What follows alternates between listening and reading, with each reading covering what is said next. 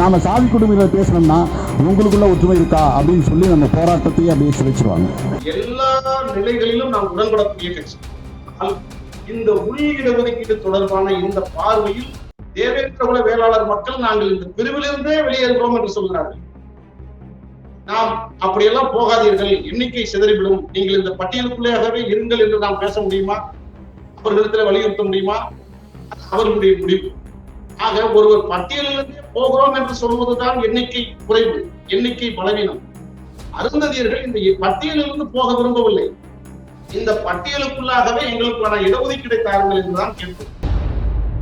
போன்றவர்களிடமிருந்து விடுதலை சிறுத்தைகள் எச்சரிக்கையாக கவனமாக இதை கையாள வேண்டிய தேவை இருக்கிறது. ஆனால் திருமாவளவனுக்கும் நாங்கள் சொல்லுகிற ஒரு செய்தியாக இதை நாங்கள் இங்கே பதிவு செய்ய விடுதலை சிறுத்தைகளோடு குறிப்பாக ரவிக்குமார் அவர்கள் தொடர்ந்து அருந்ததியர் மக்களினுடைய பிரச்சனைகளிலே மாற்றாந்தாய் பிள்ளையாக ஏபிசிடி முறை ஏற்புடையதல்ல, அது பிரிவுகளை உருவாக்கும், எண்ணிக்கையை சிதறடிக்கும் என்று நாம் சொல்லுகிறோம். சரி, வேறு எந்த முறையில் வழங்குகிற முறையில் அவர்களுக்கு சில ஐயப்பாடுகள் இருக்கு. அறக்கழகம் பார்வையாளருக்கு வணக்கம். இன்னைக்கு நம்ம சந்திக்க அரசியல் ஆளுமை தமிழ் புலிகள் கட்சியின் மாநில தலைவர் திரு நாகை தருண் அவர்கள். வணக்கம். வணக்கம். குறிப்பாக உச்ச நீதிமன்ற தீர்ப்பு 3% இடஒதுக்கீடு இருக்கு இல்லையா, அது வெளிவந்த நாளிலிருந்து பாத்தீங்கன்னாக்க எதிரும் புதிருமாக ஆதரவும் எதிர்ப்புமாக போய்கொண்டிருக்கிறது.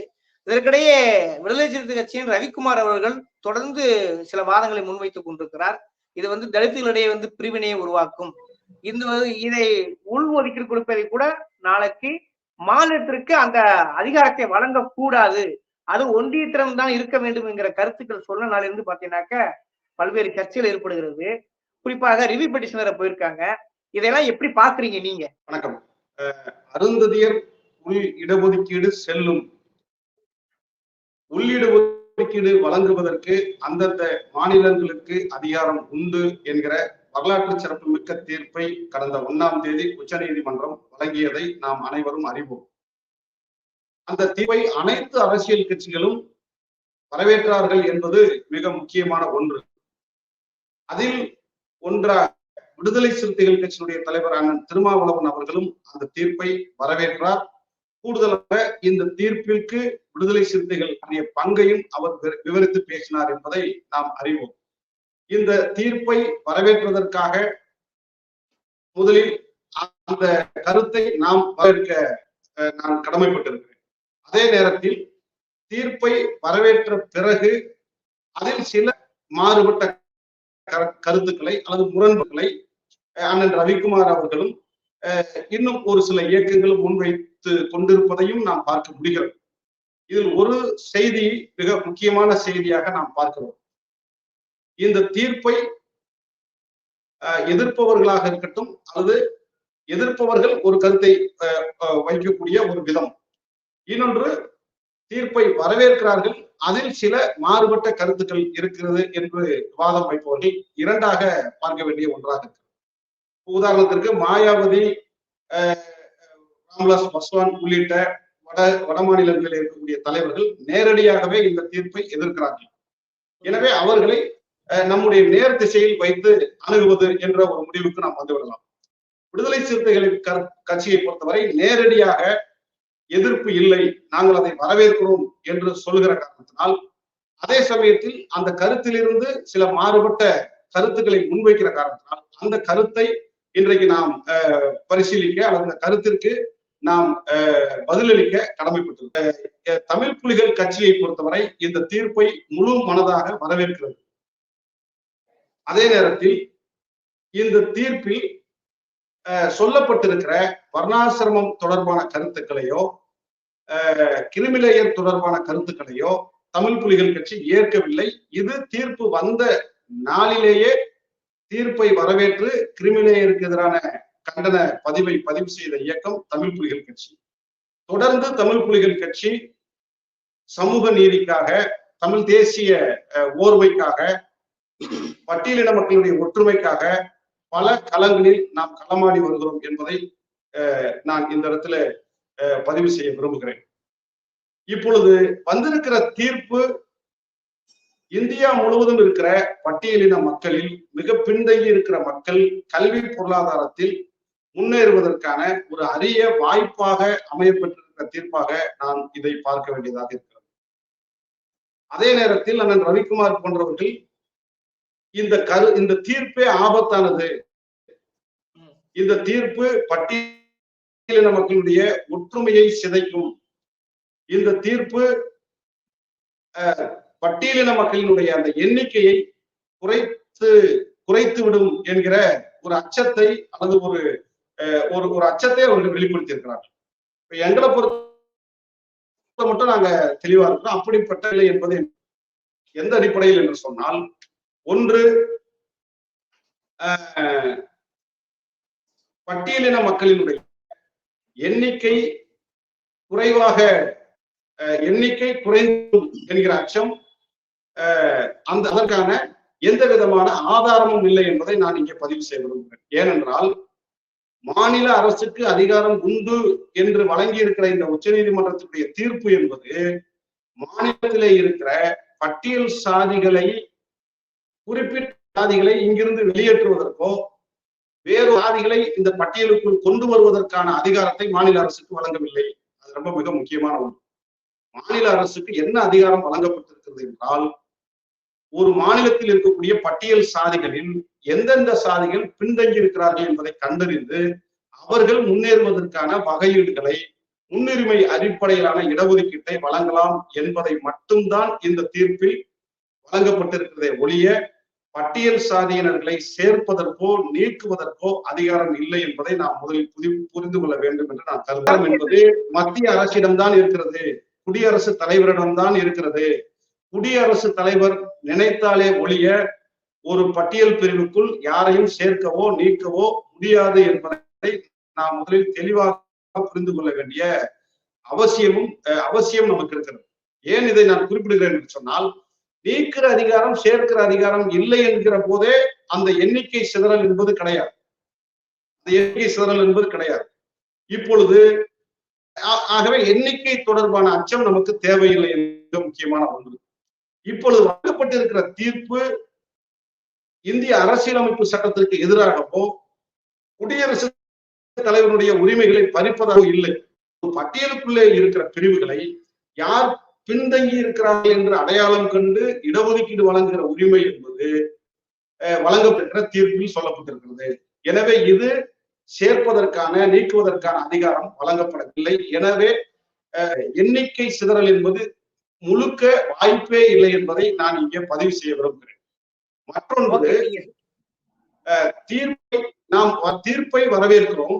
அதிலும் குறிப்பாக தமிழகத்தில் வழங்கப்பட்டிருக்கிற இந்த முன்னுரிமை அடிப்படையிலான தீர்ப்பை நாம் வரவேற்கிறோம்.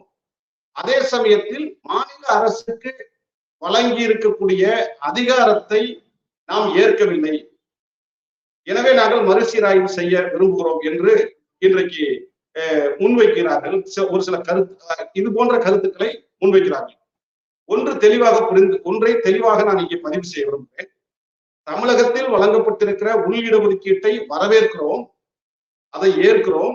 அதே நேரத்தில் தீர்ப்பை மறுசீராய்வு செய்வதற்கு நாங்கள் வலியுறுத்துவோம் என்று சொல்லுவது என்பது, ஒருவேளை தீர்ப்பில் நாங்கள் தமிழகத்திலே இருக்கக்கூடிய தீர்ப்பிற்கு பாதிப்பு இல்லாமல் கிரிமிலேயர் தொடர்பாக அல்லது விரும்பாத மாநிலங்களுக்கு இதை செலுத்தக்கூடாது என்கின்ற அடிப்படையில் மறுசீராய்வு செய்வோம் என்று சொன்னால் அதில் பிரச்சனை இல்லை.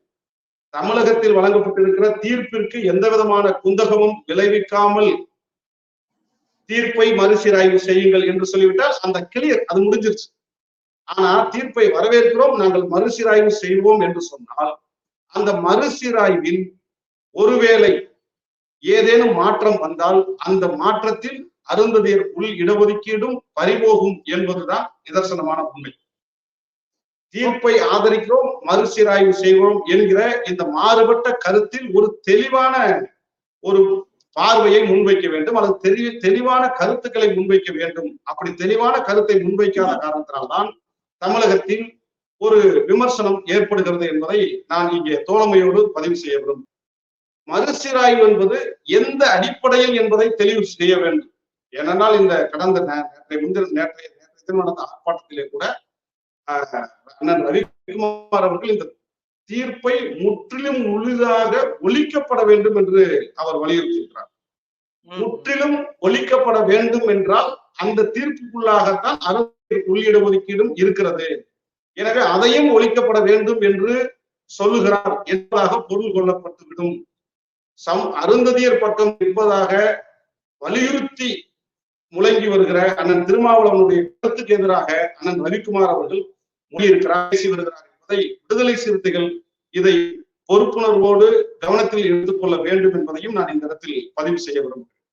எனவே அண்ணன் ரவிக்குமார் அவர்கள் முன்வைப்பதை போல அரசியலமைப்பு சட்ட பிரிவு 341 எந்த விதமான பாதிப்பும் ஏற்படாத வண்ணம் வழங்கப்பட்டிருக்கிற தீர்ப்பு தான் இந்த தீர்ப்பில் எண்ணிக்கை சிதறிவிடாது. அதே சமயத்தில் ஒற்றுமையும் சிதைந்து விடாது. குறிப்பாக தமிழகத்தில் வழங்கப்பட்டு ஏறத்தாழ 10-14 ஆண்டு காலம் ஆகிவிட்டது. இந்த தீர்ப்பை பெற்ற பிறகும் பெறுவதற்கு முன்னால் எப்படி தேவேந்திர குல வேளாளர்கள், ஆதி திராவிடர்கள், அருந்ததியர்கள் எந்த நிலையில் இருந்தார்களோ அதே நிலையில்தான் இந்த உள்ளிட ஒதுக்கீடு வழங்கிய பிறகும் இருக்கிறார்கள். இதற்கு முன்பாகவும் பெரிய வன்முறைகளோ, கலவரங்களோ, முரண்பாடுகளோ எப்படி இல்லையோ அதை போல தீர்ப்பு வந்த பிறகும் அவர்களிடத்துல எந்த விதமான முரண்பாடுகளும் பகை உணர்வுகளும் கிடையாது. இடத்தை பங்கெடுத்துக் கொள்வதிலே சில மாறுபட்ட கருத்துக்கள் இருக்கும். அது எல்லா சமூகங்களிலும் எல்லா நிலைகளிலும் இருக்கும். ஏனென்றால் இது அடுக்குமுறை சாதிய அமைப்பு முறை என்கிற காரணத்தால் ஏற்றத்தாழ்வுகள் இருக்கும். ஆனால் இதன் மூலமாக, அதாவது இந்த இடஒதுக்கீடு கொடுப்பதன் மூலமாக ஒற்றுமை சிதையும் என்பதை ஏற்க முடியாது. அப்படி ஒரு நிலை தமிழகத்திலும் இல்லை, இந்தியாவிலும் இருக்காது என்பது என்னுடைய கருத்து. ஏனென்றால் ஆந்திராவில் 2 சொல்ல புரிஞ்சுக்க முடியுது. ஆனா அவங்க வைக்கிற வாதம் என்னன்னா, நீங்க அரசியலமைப்பு சட்டம் முழுக்க முழுக்க தீர்மானிக்கும் இடத்துல ஒன்றிய அரசு தான் இருக்க வேண்டும். அது மாநில அரசுக்கு கொடுத்தா நாளை யாராவது இன்னைக்கு திமுக அரசு இருக்குது, ஓகே, நம்ம இன்னைக்கு பயப்பட வேண்டிய அவசியம் இல்லை. நாளைக்கு எடப்பாடி அரசோ அல்லது வேறு ஒரு கட்சிகளோ, அதாவது திமுக என்பது சமூக புரிந்துகொள்ள கட்சி, அது இருக்கும்போது இது சாத்தியம். அது இல்லாத போது வேறு கட்சிகள் வந்தால் மாநில அரசு தான் நிரந்தரமானது. அப்ப அதுக்கு அதிகாரம் கொடுத்தால் உற்சாகிகளுக்குள் ஒரு மோதலை உருவாக்கும் அளவிற்கு தனித்தனியாக, அதாவது தனித்தனியாக தனிப்பிரிவாகவே இடஒதுக்கீடு கொடுத்தா நாளை என்ன ஆகுது? அப்ப எல்லாருக்கும் ஒரு ஒற்றுமை வேறுபாடு வருவதற்கான வாய்ப்பு சூழல் இருக்கிறதா? இது தலித்துகளை ஒட்டுமொத்தமாக கூறு போடுவது போல் ஆகிவிடும் என்கிற ஒரு அபாய எச்சரிக்கையை விடுக்கிறாரே, இதை எப்படி நீ புரிஞ்சுக்கிறது? இல்ல, அது அப்படி வராதுங்கிறதா என்னுடைய கருத்து. எப்படின்னு கேட்டீங்கன்னா, இப்போ மாநில அரசிடம் அதிகாரம் கொடுக்கப்பட்டால் அந்த மாநில அரசுகள் தன்னுடைய அரசியல் காரணங்களுக்காக பயன்படுத்தி விடுவார்கள் என்கிற ஐயப்பாடு கேட்பதற்கு சரி என்பதை போல தோன்றும். ஆனால் அரசியல் என்பது எல்லா கட்சிகளும் பண்ணுவாங்க. நீங்க மாநிலத்தில் வழங்கப்பட்டதனால் மாநில அரசுகள் இதை அரசியலுக்கு பயன்படுத்தி விடுவார்கள் என்று ஐயப்பட வேண்டியதில்லை. மத்திய அரசிடம் இருந்தாலும் இது அரசியல் காரணங்களுக்காக பயன்படுத்தப்படும். அரசியல் காரணங்களுக்கு பயன்படுத்தப்படும் என்பதில் மாநில அரசு பயன்படுத்துவார்கள், மத்திய அரசு பயன்படுத்தாது என்கிற நிலை இல்லை. உதாரணமாகத்தான் நாம் முன்னேறிய சாதியினர்களுக்கு 10 விழுக்காடு இடஒதுக்கீடு வழங்கியது யாருக்கும் விருப்பம் இல்லை என்றாலும் மத்திய அரசு விரும்பிய ஒரே காரணத்தினாலேயே அது வழங்கப்பட்டிருக்கு. யாரிடமும் கருத்து இல்லாமல், யாருக்கும் விருப்பம் இல்லை என்றாலும், பல்வேறு எதிர்ப்புகள் இருந்தாலும் மத்திய அரசு அந்த இடஒதுக்கீடு அரசியல் செய்தது. அதை போல இந்த இடஒதுக்கீட்டுக்கும் அரசியல் செய்ய மாட்டார்கள் என்பதற்கு எந்த விதமான முகாந்தரமும் இல்லை. ஆனால் அதற்கு ரவிக்குமார் அண்ணன் அவர்கள் சொல்லுகிற விளக்கம் என்னவென்றால், அப்படி அவர்கள் செய்ய மாட்டார்கள். செய்ய வேண்டும் என்று சொன்னால் பாராளுமன்றத்தில் தீர்மானம் நிறைவேற்ற வேண்டும். எனவே பாராளுமன்றத்தில் தீர்மானம் நிறைவேற்றக்கூடிய இடத்தில் நாம் எதிர்ப்புகளை பதிவு செய்யலாம். எனவே அப்படிப்பட்ட ஒரு நிலை வராது என்கிற வாதத்தை அவர் முன்வைக்கிறார். ஆனால் அப்படி அல்ல. பெரும்பான்மையாக வெற்றி பெற்ற அரசுகள் எதையும் செய்ய முடியும் என்பதுதான் நிதர்சனம். அது அவங்க பண்ணுவாங்க. அதனால இந்த அரசு பண்ணும், அந்த அரசு பண்ணாது அப்படின்னு எந்த அரசு வேணாலும் பண்ணுவோம். இப்ப நான் வெளிப்படையா கேட்கிறேன், நமக்கு என்ன, நம்மளுடைய சிறுத்தைகள் ஒரு விடயத்தில் உறுதியாகின்றார்கள், தெளிவாக இருக்கிறார்கள். என்னவென்றால், பின்தங்கிய வகுப்பினருக்கு இடஒதுக்கீடு வழங்கப்பட வேண்டும் என்பதில் அவர்களுக்கு மாற்று கருத்து இல்லை என்பதை என்னால் புரிந்து கொள்ள முடிகிறது. இது அவர்களுக்கு அதுல மாற்று கருத்து இல்லை. வழங்குகிற முறையில் அவர்களுக்கு சில ஐயப்பாடுகள் இருக்கிறது. அது ரொம்ப முக்கியமான விஷயம். வழங்குகிற முறையில் எப்படின்னா, தமிழகத்தில் வழங்குகிற முறையில் எங்களுக்கு எந்த சிக்கலும் இல்லை என்று அவர்களே பதிவு செய்கிறார்கள். அண்ணன் திருமாவளவனுடைய உரையிலிருந்து நாம் பார்க்க முடியும்.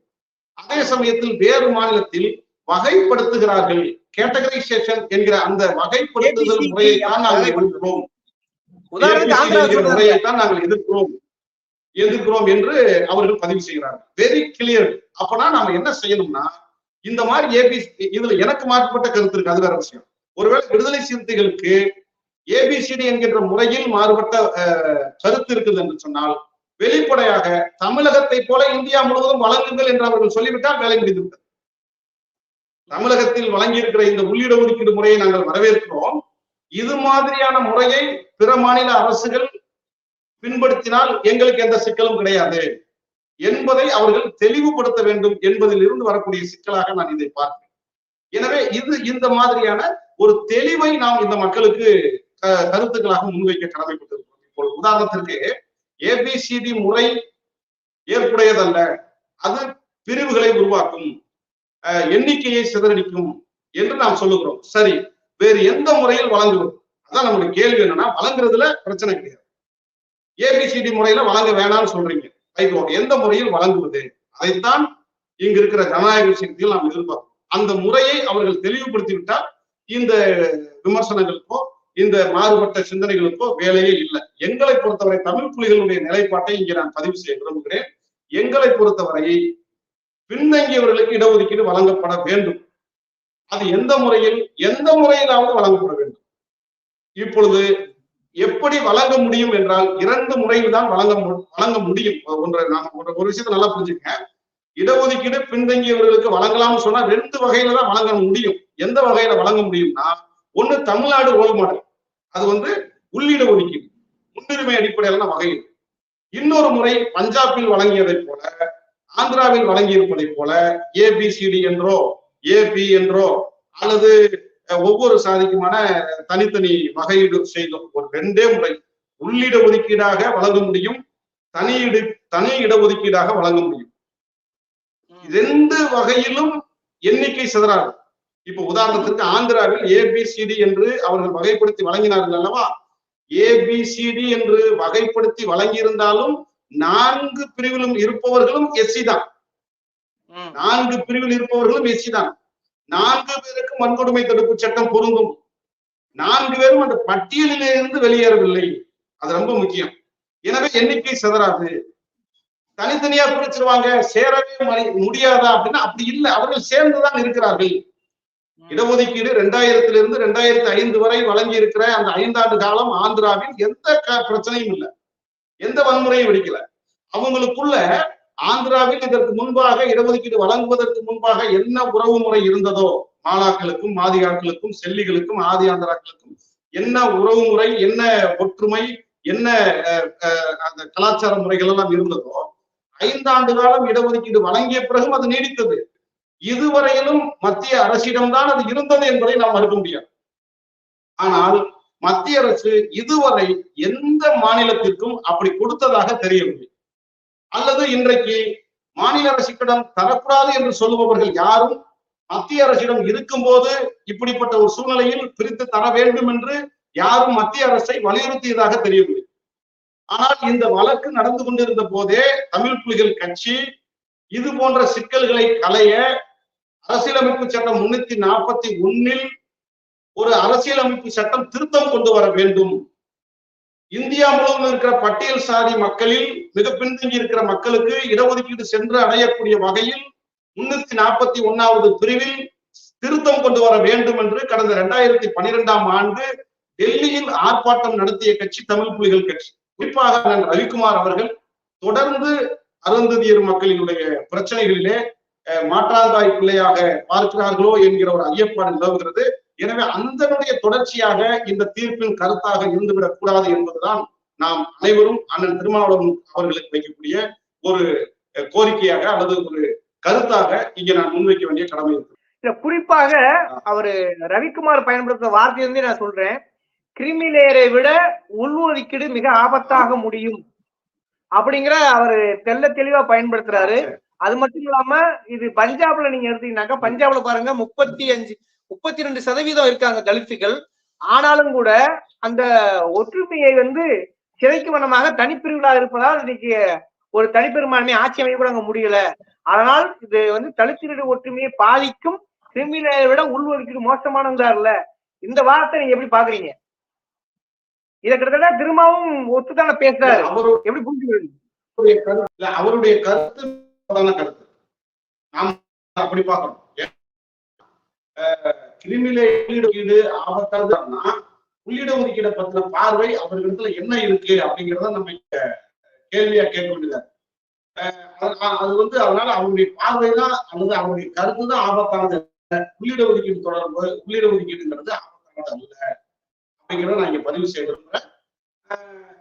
வந்து அண்ணன் ரவிக்குமார் தலைவர்களுக்கு நம்ம என்ன சொல்றோம்னா ஒரு தோழமையோடய பதிவு செய்ய விரும்புகிறேன்.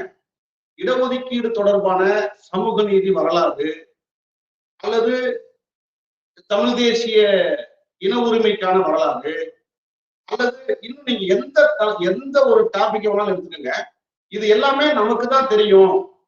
அருந்ததியர் சமுதாயத்தை பேஸ் பண்ணி வேலை செய்யக்கூடிய தலைவர்களுக்கு இதை பத்தி எல்லாம் தெரியல, அவங்களுக்கு வந்து அரசியல் புரியல, இடஒதுக்கீடு தொடர்பான சமூக நீதி பார்வை அவங்ககிட்ட இல்லை என்பது போன்ற ஒரு தோற்றம் தொடர்ந்து அவர்கிட்ட வெளிப்பட்டுட்டே இருக்கு. அதை வந்து அவர் கொஞ்சம் மாத்திக்கணும். இன்னும் சொல்ல போனா சமூக நீதி வரலாறு அண்ணன் ரவிக்குமார் அவர்களை விட இதை நான் வந்து ரொம்ப தலக்கணத்தோட சொன்னேன். கூடுதலாக தமிழ் சமூக நீதி வரலாறு எங்களுக்கு தெரியும் நான் பதிவு செய்யறதுக்கு வேற வழி தெரியல. ஏன்னா என்ன நீங்க சொன்ன இந்த ரெண்டு விஷயம் என்ன வந்து இடஒதுக்கீடு அல்லது உள்ளிட ஒதுக்கீடு அல்லது நீங்க இன்னும் வேற எந்த பேர் வேணாலும் வச்சிருக்கீங்க. இந்த இடஒதுக்கீடு கோரிக்கையே முதல்ல எங்க இருந்து வருது அப்படின்னா இது அம்பேத்கர் பெரியாரிய பார்வையிலிருந்து வருகிறது. எல்லாரும் எல்லாவற்றிலும் பங்கு பெற வேண்டும் என்பதுதான் இந்த இடஒதுக்கீடுடைய நோக்கம். இப்போ இடஒதுக்கீட்டில் வைத்திருக்கிற ஒரு குறிப்பிட்ட சமூகத்தை சார்ந்தவர்கள் அந்த இடஒதுக்கீட்டு பலனை அனுபவிக்கவில்லை என்கிற உள்ளிட ஒதுக்கீடு கோரிக்கை எழுப்புது.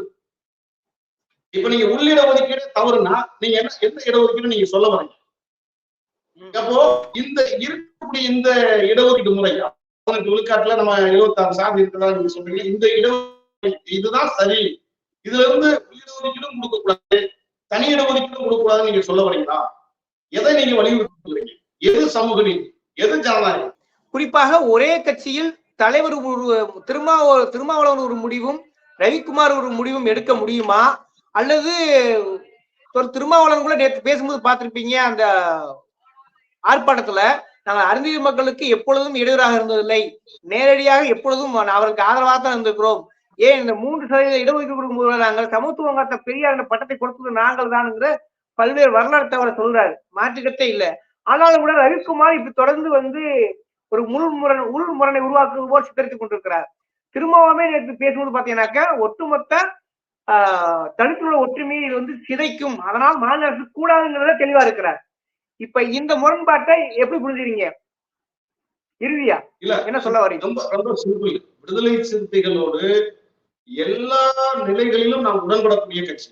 எல்லா நிலைகளிலும் அது சாதி ஒழிப்பு களமாக இருக்கலாம், சமூக நீதி கோட்பாடாக இருக்கலாம், தமிழ் தேசிய பார்வையாக இருக்கலாம், ஆணவ படுகொலையாக இருக்கலாம், மாநில சுயாட்சியாக இருக்கலாம். இது மாதிரி எல்லா நிலைகளிலும் விடுதலை சிறுத்தைகளோடு கருத்தியல் ஒற்றுமையோடு பயணிக்கக்கூடிய அல்லது கருத்தியல் தெளிவோடு இருக்கக்கூடிய இயக்கம் தமிழ் புலிகள் கட்சி. ஆனால் இந்த உள்ளிட ஒதுக்கீடு தொடர்பான இந்த பார்வையில் மாறுபட்ட அல்லது முரண்பட்ட கருத்துக்கள் இருக்கிறது என்பதை நான் இங்கே பதிவு செய்து, ஆனால் பிற எதிராளிகளை போல இவர்களை அணுக வேண்டிய அவசியம் இல்லை.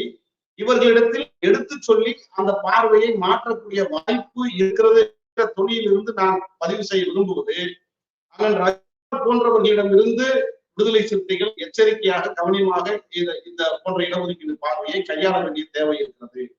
அதே போல இது யாருடைய கருத்தாக இருந்தாலும் சரி, ஆனால் திருமாவளவனுக்கும் நாங்கள் சொல்லுகிற ஒரு செய்தியாக எதை நாங்கள் இங்கே பதிவு செய்ய விரும்புகிறோம் என்றால், என்னை பொறுத்தவரை விடுதலை சிறுத்தைகளுக்கு அருந்ததியர்களுக்கு உள்ளிட ஒதுக்கீடு வழங்குவதில் எந்த சிக்கலும் இல்லை என்பதை அவர் தெளிவுபடுத்தியிருக்கிறார். அதுபோல இந்தியா முழுவதும் பின்தங்கியவர்களுக்கு இடஒதுக்கீடு வழங்குவதிலே எந்த சிக்கலும் மாற்றத்திற்கும் இல்லை என்பதையும் அவர் பதிவு செய்திருக்கிறார். இந்த கிளாசிபிகேஷன் என்கின்ற முறையில் வழங்குவதை நாங்கள் இருக்கிறோம் என்கிறார். நாங்கள் இதை கேட்க விரும்புவது, இந்த கிளாசிபிகேஷன் அடிப்படையில் கொடுப்பதிலே மாறுபட்ட கருத்து இருக்கிறது என்பதற்கு நீங்கள் ரெண்டு கருத்தை வைக்கிறீர்கள். ஒன்று, இது தனித்தனியாக பிரித்து நிரந்தர பிளவு ஏற்பட்டுவிடும் என்பது ஒரு கருத்து. அரசியல் ரீதியாக எண்ணிக்கைக்காக அம்பேத்கர் இதை உருவாக்கினார், அந்த எண்ணிக்கை பலம் சிதறிவிடும் என்பது மற்றொன்று கருத்து. இந்த இரண்டு கருத்திற்குமே எந்த விதமான ஆதாரமும் இல்லை. எண்ணிக்கை சிதறாது, ஏனென்றால் எத்தனை பிரிவுகளாக இருந்தாலும் இவர்கள் அந்த பட்டியலுக்குள்ளாகத்தான் இருக்க போகிறார்கள். எனவே எண்ணிக்கை பலம் சிதறாது. ஒருவேளை எண்ணிக்கை பலம் சிதறும் என்கிற கவலை நமக்கு இருக்கிறது என்று சொன்னால், தேவேந்திர குல வேளாளர் மக்கள் நாங்கள் இந்த பிரிவிலிருந்தே வெளியேறுகிறோம் என்று சொல்கிறார்கள். நாம் அப்படியெல்லாம் போகாதீர்கள், எண்ணிக்கை சிதறிவிடும், நீங்கள் இந்த பட்டியலுக்குள்ளேயாகவே இருங்கள் என்று நாம் பேச முடியுமா? அவர்களிடத்தில் வலியுறுத்த முடியுமா? அது அவர்களுடைய முடிவு. ஆக ஒருவர் பட்டியலிலிருந்தே போகிறோம் என்று சொல்வதுதான் எண்ணிக்கை குறைவு, எண்ணிக்கை பலவீனம். அருந்ததியர்கள் இந்த பட்டியலிலிருந்து போக விரும்பவில்லை. இந்த பட்டியலுக்குள்ளாகவே எங்களுக்கான இடஒதுக்கீடை தாருங்கள் என்றுதான் கேட்பது. எனவே எண்ணிக்கை குறைவல்ல, எண்ணிக்கை சிதைவல்ல ஒன்று. மற்றொன்று, இதனால் பகை முரண்பாடு வளரும், அல்லது நிரந்தரமாக இவர்கள் ஒன்று சேரவே முடியாது என்கிற வாதம், அதற்கும் எந்த விதமான ஆதாரம் இல்லை. உதாரணத்திற்குத்தான் நான் சொல்கிறேன், தமிழ்நாட்டில் அருந்ததியர் உள்ளிட ஒதுக்கீடு வழங்குவதற்கு முன்பாக எந்த மனநிலையில் இந்த 3 பெரும் சமூகங்கள் இருந்தார்களோ அதே நிலையில் அதே ஒற்றுமை உணர்வோடு தான் இன்றைக்கு வரைக்கும் இருக்கிறார்கள். ஒரு சில இடங்களில் மாறுபட்ட கருத்துக்கள் உண்டு, அந்த நிலை எல்லா நிலையிலும் இருக்கும், அதுல நமக்கு மாற்று கருத்து இல்லை. அதே போல இன்னொன்று, ஆந்திராவில் வழங்கப்பட்டிருக்கிற ABCD சிஸ்டமேட்டிக் 4 வகையாக பிரித்து வழங்கி இருக்கிறார்கள். மாதிகா, மாலா, செல்வி, ஆதி ஆந்திரா என்கிற ஒரு 4 குழுக்களாக பிரித்திருக்கிறார்கள். இந்த பிரித்து வழங்கி இருக்கிற காலம் ஏறத்தாழ 5 ஆண்டு கால இடஒதுக்கீட்டை அனுமதித்திருக்கிறார்கள். அந்த காலத்திலும் அவர்கள் பெரிதளவு முரண்பட்டதாகவோ, சண்டையிட்டதாகவோ, வன்முறையில் ஈடுபட்டதாகவோ வரலாறு. எனவே இந்த பிரித்து கொடுப்பதன் மூலமாகவும் ஒற்றுமை சிதையாது, உள்ளிட ஒதுக்கீடு கொடுப்பதன் மூலமாகவும் ஒற்றுமை சிதையாது. இடஒதுக்கீடு கொடுப்பதனால், உள்ளிட ஒதுக்கீடு கொடுப்பதனால், வகைப்படுத்தி கொடுப்பதனால் ஒற்றுமை சிதையும் என்கிற பேச்சுக்கே இடமில்லை. அப்படிப்பட்ட ஒரு நிலை இல்லை. எனவே 2 கருத்திற்கும் ஆதாரம் இல்லை. ஒருவேளை கருத்திலும் உங்களுக்கு ஒன்றை நீங்கள் தெளிவுபடுத்தியிருக்கிறீர்கள், அருந்ததியர் உள்ளிட ஒதுக்கீடு எங்களுக்கு உடன்பாடானது என்று சொல்லியிருக்கிறாங்க. அப்படி என்றால் நாம் என்ன வலியுறுத்த வேண்டும் என்றால், அருந்ததியர் உள்ளிட ஒதுக்கீட்டை போலவே இந்தியா முழுவதும் வழங்குங்கள் என்று நாம் வெளிப்படையாக பேசியாக வேண்டும். ABCD வேண்டாம் என்றால் அருந்ததியர் உள்ளிட ஒதுக்கீட்டை போல தாருங்கள் என்று நாம் வெளிப்படையாக பேசிவிட வேண்டும். அப்படி என்றால் எந்த சந்தேகமும், எந்த கருத்து வேறுபாடும் இல்லை.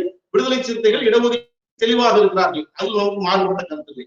ஒருவேளை இந்த நிலையும் இல்லை என்றால், மூன்றாவதாக நாம் ஒரு திட்டத்தை முன்வைக்க வேண்டும், செயல் திட்டத்தை. வகையீடு இல்லை என்றால் இந்த முறையில் அருந்ததியர் உள்ளிட ஒதுக்கீடு வழங்குங்கள். அப்படி இல்லை என்றாலும் கூட மூன்றாவதாக உங்களுக்கு ஒரு ஏதேனும் ஒரு சிஸ்டம் இருந்தால், இப்படி வழங்கலாம் என்கின்ற ஒரு ஆலோசனை இருந்தால் அதை நீங்கள் வழங்குங்கள், அதையும் நாம் பரிசீலிப்போம். நம்மை பொறுத்தவரை வகைப்படுத்தி கொடுத்தாலும் சரி, உள்ளிட ஒதுக்கீடு கொடுத்தாலும் சரி, அல்லது மூன்றாவதாக ஒரு செயல் திட்டத்தை உருவாக்கி வழங்க வேண்டும் என்று நீங்கள் ஒரு தீர்வை முன்வைத்தாலும் சரி, அனைத்தையும் ஏற்க தயார். அதே சமயத்தில் இந்த இடஒதுக்கீடு வழங்குவதன் மூலமாக நீங்கள் அச்சப்படுகிற எல்லா நிலையிலும் உங்களோடு நாங்கள் கைகோர்க்க தயார். அதாவது இந்தியா முழுவதும் இருக்கிற பட்டியலின மக்களுடைய ஒற்றுமைக்காக உங்களோடு கைகோர்க்க தயார். நாம் ஆல்ரெடி கைகோர்த்து தான் நின்று கொண்டிருக்கிறோம். அதே போல தலித் ஒற்றுமை, இந்தியா முழுவதும் இருக்கிற பட்டியல் சாதி மக்களுடைய ஒற்றுமை, அல்லது இங்கு இருக்கக்கூடிய அனைத்து வகையான அரசியல் நிலைப்பாடுகளிலும் நாம் சமமாக இருக்கிறோம், உங்களோடு பயணிக்கிறோம், நாங்கள் தனியாகவும் பயணித்துக் கொண்டிருக்கிறோம். எங்களுக்கும் கிரிமிலேயர் எதிர்ப்பு நிலை இருக்கிறது, எங்களுக்கும் வர்ணாசிரம எதிர்ப்பு நிலை இருக்கிறது, எங்களுக்கும் சனாதன எதிர்ப்பு நிலை இருக்கிறது, எங்களுக்கும் அகில இந்திய அளவில் பட்டியல் மக்கள் ஒற்றுமையாக இருக்க வேண்டும் என்கிற மனநிலை இருக்கிறது, அரசியல் இருக்கிறது. இந்தியா முழுவதும் இருக்கிற பட்டியல் சாதிகள் சிதறிவிடக் கூடாது என்பதிலே நாங்களும் உறுதியாக இருக்கிறோம். எங்களுக்கும் அம்பேத்கருடைய கொள்கைகளை இந்தியா முழுவதும் வென்றெடுக்க வேண்டும், பரப்ப வேண்டும் என்கிற நிலைப்பாட்டில் நாங்கள் உறுதியாக இருக்கிறோம். எனவே விடுதலை சிறுத்தைகளுக்கு இருக்கிற அத்துணை மனநிலையும், அத்துணை அக்கறையும், அத்தனை ஐயப்பாடுகளும் தமிழ் புலிகளுக்கும் இருக்கிறது. ஆனால் இவற்றையெல்லாம் நாம் பயணிக்கிற போதே கலைந்து பயணிக்க வேண்டும். அந்த பயணத்தில் தமிழ் புலிகள் உங்களோடு கைகோர்த்துதான் பயணித்துக் கொண்டிருக்கிறதாக நான் நம்புகிறேன்.